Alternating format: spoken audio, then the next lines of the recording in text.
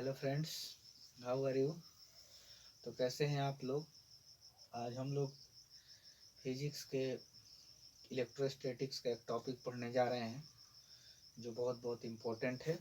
और ये टॉपिक है हम लोग का कूलॉम्स लॉ।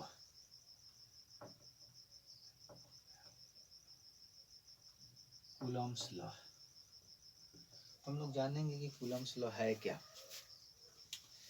तो हम लोग 9th क्लास में पढ़े हुए हैं कि अगर दो मटेरियल ऑब्जेक्ट है तो दोनों के बीच में एक फोर्स क्रिएट होता है जिसको हम लोग न्यूटन्स के लॉ से F is equal to G m1 m2 by r square से सॉल्व किए हैं।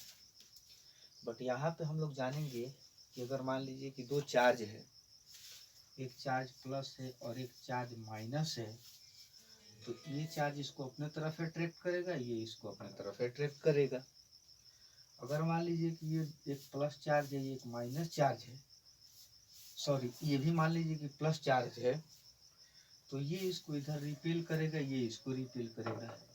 अब इस दोनों चार्ज के बीच में जो फोर्स क्रिएट हो रहा है रिपल्सन का या अट्रैक्शन का, तो इस फोर्स का वैल्यू, इस फोर्स का मैग्नीट्यूड निकालने के लिए कूलम्स एक लॉ बनाए थे जिसको कूलम्स लॉ कहा जाता है। तो चलिए हम लोग उस फार्मूला को देखते हैं कि उस फार्मूला को कैसे डेराइव करेंगे, और उसके बाद से उस फार्मूला पे बेस्ड जितने भी आईआईटी लेवल से लेकर के सिंपल लेवल तक जितने भी क्वेश्चन है सबको हम लोग न्यूमेरिकल को सॉल्व करेंगे। तो पहला हम लोग देखते हैं कि मान लीजिए कि यहाँ पे एक चार्ज है जो प्लस Q1 है, और यहाँ पे एक चार्ज है, इसका नाम मान लीजिए प्लस Q2 है, और दोनों के बीच का डिस्टेंस मान लीजिए कि R है। दोनों के बीच का डिस्टेंस R है। अब ये चार्ज के बीच में जो फोर्स लगा, रिपल्सन फोर्स लगा, उस फोर्स का वैल्यू हम फाइंड आउट करना चाहते हैं। तो इसके लिए लिखेंगे according to Coulomb's law.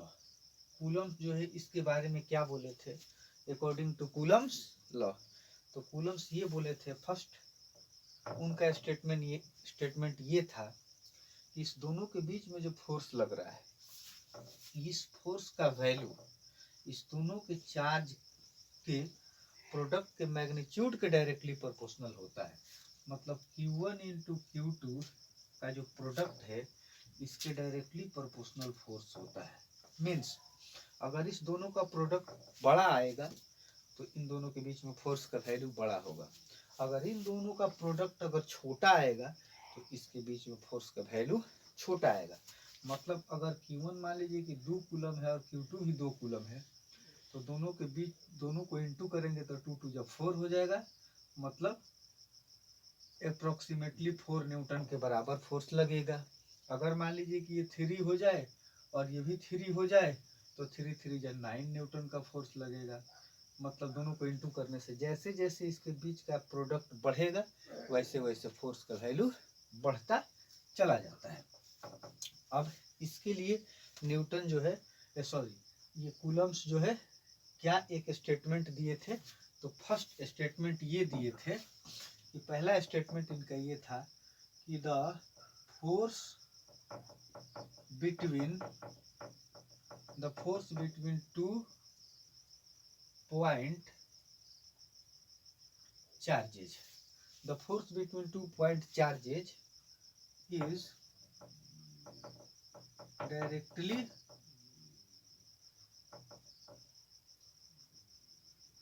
directly proportional to the product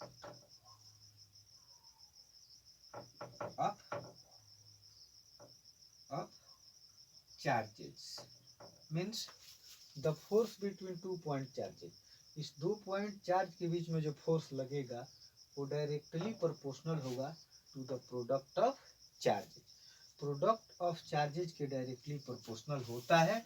means Q1 into Q2 का प्रोडक्ट ये डायरेक्टली प्रोपोर्शनल होता है। इसको डायरेक्टली प्रोपोर्शनल पढ़ा जाता है फोर्स के, मीन्स इस दोनों का जो अभी जस्ट हम बताए हैं कि जैसे ये कूलम हो ये कूलम हो, तो दोनों को इंटू करेंगे तो 1 1 जा 1, मतलब फोर्स जो है 1 आएगा। अगर इसको 2 कर लें, इसको भी 2 कर ले, 2 2 जब फोर्स 4, तो फोर्स का वैल्यू 4 आएगा। अगर इसको 3 कर लें तो 3 3 जा 9, तो फोर्स 9 आएगा। जैसे जैसे इसका अमाउंट बढ़ेगा वैसे वैसे फोर्स की वैल्यू बढ़ती चली जाएगी। जैसे फॉर एग्जांपल किसी मान लीजिए गुब्बारा में हम जैसे जैसे हवा भरते हैं वैसे उसका रेडियस बढ़ता चला जाता है, त्रिज्या बढ़ते चला जाता है। तो यानी कि if the amount of air is increases in the volume of sphere या the volume of balloon, then its radius is increases. जैसे जैसे उस गुब्बारा के अंदर में एयर बढ़ता चला जाता है, रेडियस बढ़ता चला जाता है, तो हम बोलेंगे कि radius is directly proportional to amount of gases. Gas के डायरेक्टली प्रोपोर्शनल है, जितना ज़्यादा गैस होगा उतना बड़ा रेडियस होता चला जाएगा। तो जितना इन दोनों का प्रोडक्ट ज़्यादा होगा उतना ज़्यादा जो है फोर्स लगेगा। उसको हम लोग इस तरह से डायरेक्टली प्रोपोर्शनल लिखते हैं, F is directly proportional to Q1 into Q2। और इसको इक्वेशन नंबर हम 1 ले लेते हैं। अब चलिए मान लीजिए कि हम अभी जस्ट बोले हैं कि यहाँ पे Q1 चार्ज है, ये Q2 चार्ज है, और ये मान लीजिए प्लस है, ये भी प्लस ही है, और दोनों के बीच का डिस्टेंस अगर r है तो इस डिस्टेंस से रिलेटेड एक और स्टेटमेंट दिए थे कूलम्स, जिसको हम लोग स्टेटमेंट नंबर 2 लिखेंगे। तो ये लिखे थे कि इसमें ये है कि जैसे जैसे डिस्टेंस बढ़ता चला जाता है तो फोर्स का वैल्यू घटते चला जाता है, डिक्रीज होते जाता है। If the distance between two charges is increases then force between them is decrease. जैसे जैसे इसके बीच में फोर्स, दोनों चार्ज के बीच में, जैसे मान लीजिए कि 2 मीटर पे है दोनों चार्ज, यहाँ पे और यहाँ पे, तो फोर्स का वैल्यू मान लीजिए कुछ आया, जैसे 10 न्यूटन आया। अब मान लीजिए कि इसको थोड़ा और दूर कर दिए, डिस्टेंस बढ़ा दी, तो 10 के बजाय 9 न्यूटन आएगा। और भी थोड़ा बढ़ा देंगे, डिस्टेंस बढ़ाएंगे, तो अब 8 न्यूटन आया। तो क्या हो रहा है, डिस्टेंस बढ़ रहा है, फोर्स का वैल्यू घट रहा है। तो इसको कहा जाता है इनवर्सली प्रोपोर्शनल। तो हम लिखेंगे, इसके लिए लिखेंगे कि the force between two charges, the force between two charges is inversely proportional to the square distance between them। जो फोर्स लगेगा बिटवीन टू चार्जेस के बीच में वो इनवर्सली प्रोपोर्शनल होता है। इनवर्सली प्रोपोर्शनल का मतलब कि एक इंक्रीज होगा then second will be decrease, एक बढ़ेगा तो दूसरा घटेगा, और वो ऐसे घटेगा, सिंपल वे में नहीं घटेगा, inversely proportional to square distance between them. इस डिस्टेंस के स्क्वायर के इनवर्सली होगा। केवल जो है इस चीज को 1/r लिखा जाता है, 1/r नहीं। 1/r लिखेंगे तो इसको इनवर्सली पढ़ेंगे, लेकिन इनवर्सली नहीं है, inversely proportional to square distance. Square distance मतलब 1/r का स्क्वायर, और इसी साइन को हम इनवर्सली पढ़ेंगे और इसी साइन को डायरेक्टली पढ़ेंगे। अगर इस r को हम ऊपर लिख देते हैं ऐसे r, तो इसको डायरेक्टली पढ़ेंगे, और ठीक इसको 1/r लिखते हैं तो इनवर्सली पढ़ेंगे। तो फोर्स जो है इनवर्सली प्रोपोर्शनल होगा।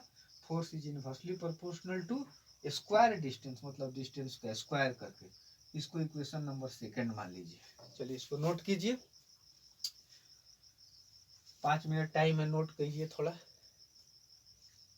लिख लीजिए इसको।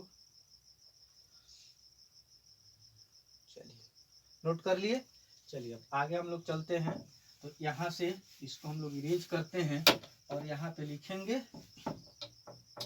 From 1 and 2, means equation 1 and 2।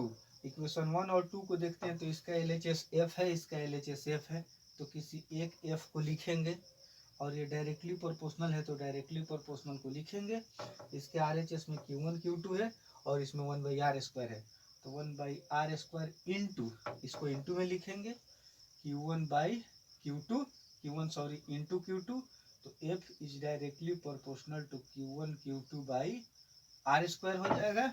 फिर जो है हम इस डायरेक्टली प्रोपोर्शनल को जब चेंज करेंगे इक्वल में, इक्वल टू लिखेंगे, तो यहाँ पे एक कांस्टेंट लगाते हैं, कोई भी कांस्टेंट हो जाता है। मान लीजिए कि हम यहाँ पे कांस्टेंट k लगाए, k और Q1 Q2 by r square. जब भी किसी डायरेक्टली प्रोपोर्शनल को आप जो है हटाइएगा, इक्वल में कन्वर्ट कीजिएगा, तो कोई कांस्टेंट जोड़ा जाता है। जैसे कि आप पढ़े होंगे कि v is directly proportional to i, 10th class में पढ़े होंगे कि v is directly proportional to i, means जो है करंट जो है डायरेक्टली प्रोपोर्शनल होता है वोल्टेज का। जैसे जैसे वोल्टेज बढ़ता है, जैसे जैसे हम ज़्यादा बैटरी लगाते हैं, वैसे वैसे करंट का वैल्यू बढ़ते चला जाता है। और वहाँ पे वोल्टेज की जगह पे ये भी लिखते हैं, और डायरेक्टली प्रोपोर्शनल को इक्वल में चेंज करते हैं, तो यहाँ पे हम आर लगाते हैं और इस आर आई लिखते हैं। आर को एक कांस्टेंट बोलते हैं, जो ये कांस्टेंट तार के मटेरियल किस टाइप का है, किस कैरेक्टर का है, उस पर डिपेंड करता है। उसी तरह से हम यहाँ पे एक कांस्टेंट लगाते हैं, F इज इक्वल टू के Q1 Q2 by r square.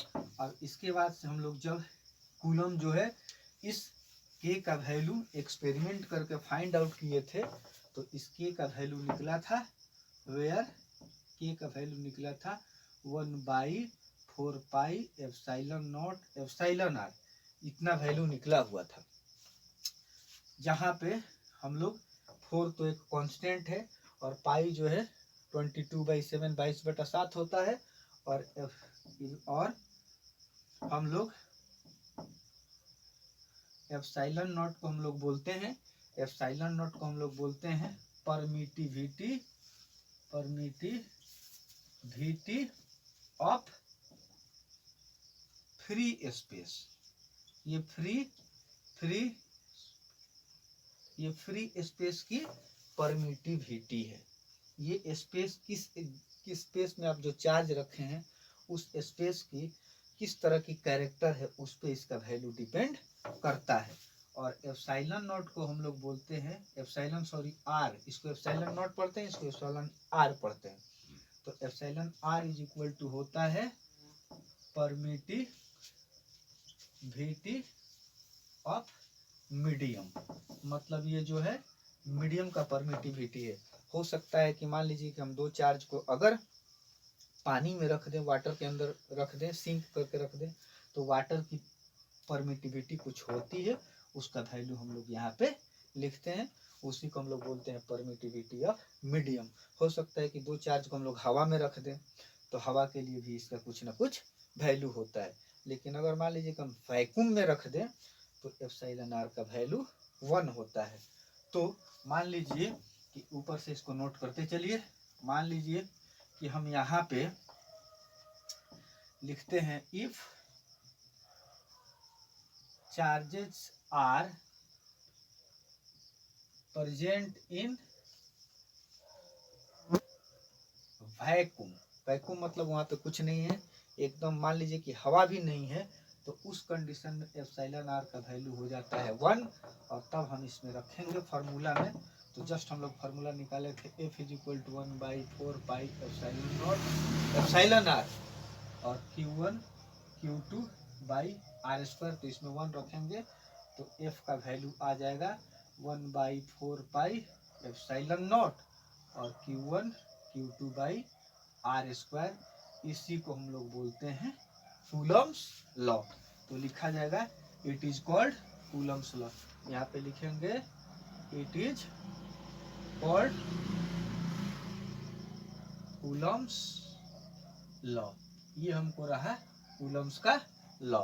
फिर जो है कूलम जो है एक्सपेरिमेंट किए, और एक्सपेरिमेंट करने के बाद जो है डायरेक्ट आपको 1/4 पाई एप्सिलॉन नॉट का वैल्यू 9 × 10⁻9 न्यूटन मीटर स्क्वायर, और c का पावर -1 जो है इसका वैल्यू, सॉरी c स्क्वायर इसका यूनिट है, न्यूटन मीटर स्क्वायर पर कूलम स्क्वायर जो है इसका यूनिट है।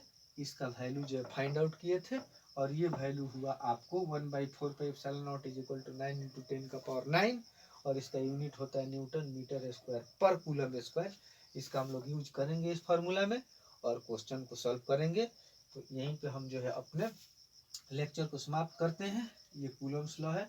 जब भी आपको एग्जाम में आए तो इसको लिखिएगा और यहाँ तक पहुँचिएगा और लिख दीजिएगा कि ये कूलम्स लॉ है। तो अपने लेक्चर को यहीं समाप्त करते हैं और इसको जो है मेरे वीडियो को कोशिश कीजिए, शेयर कीजिए और सब्सक्राइब बटन को ज़रूर दबाइए और ज़्यादा से ज़्यादा जितना हो सके शेयर कीजिए।